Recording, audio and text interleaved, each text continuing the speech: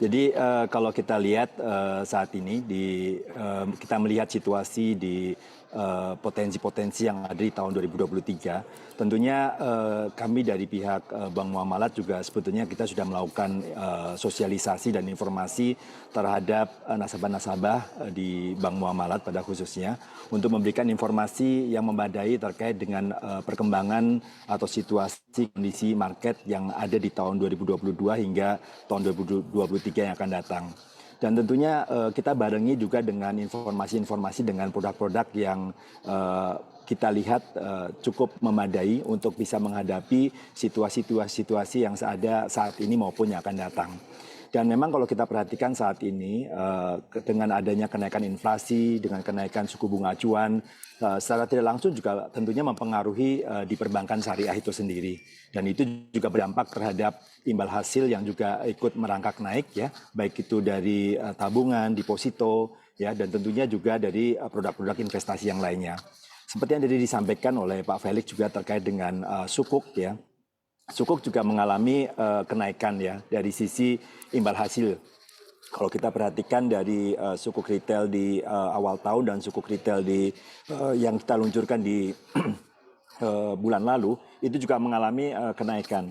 Dan kita expect juga dengan potensi kenaikan pada sukuk tabungan yang juga akan diluncurkan di bulan November ini. Sehingga tentunya semuanya akan beradaptasi dengan situasi dan kondisi dari perkembangan di market saat ini, Mbak Aneka. Baik, tapi kalau melihat inflasi yang semakin melandai di bulan Oktober, apakah ini juga akhirnya menambah sebuah preferensi di minat investasi di bank syariah?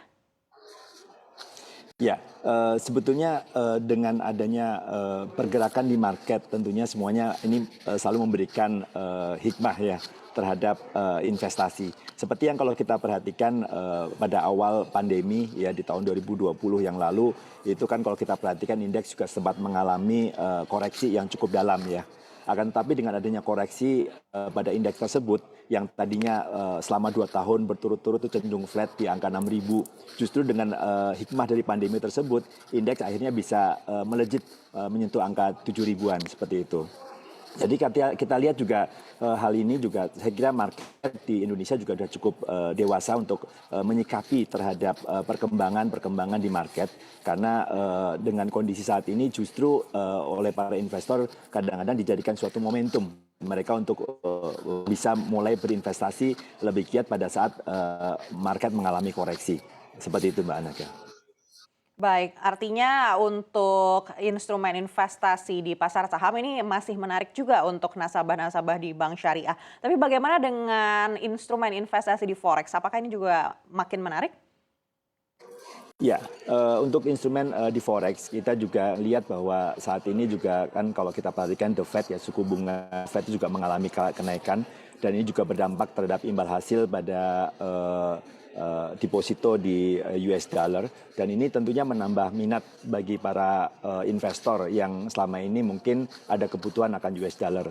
Dan tentunya kalau di perbankan syariah banyak kebutuhan-kebutuhan US dollar yang tentunya didasari atas suatu kebutuhan ya, baik itu kalau untuk individu untuk kebutuhan baik itu pendidikan ataupun untuk kesehatan gitu ya dan juga untuk perusahaan-perusahaan untuk kebutuhan hedging itu saya kira mereka melihat potensi untuk mereka untuk bisa membeli dolar dan bisa menempatkan dalam bentuk US dollar dengan imbal hasil yang lebih tinggi dan tentunya kebutuhan ini disesuaikan dengan kebutuhan daripada nasabah itu sendiri yang dibutuhkan ke depannya karena melihat potensi adanya kenaikan nilai tukar US dollar terhadap rupiah.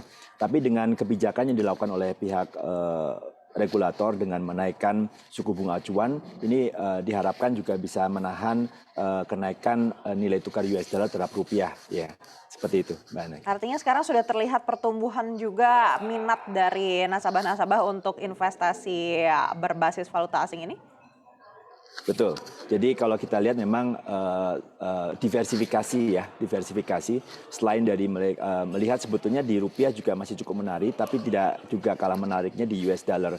Ya, jadi US dollar dengan adanya kenaikan imbal hasil, otomatis untuk nasabah-nasabah yang memang ada kebutuhan akan US dollar, mereka saat ini juga sudah ada kecenderungan untuk melakukan pembelian US dollar ya, untuk kebutuhan dan melakukan pembagian risiko ya terhadap pergerakan yang ada seperti itu.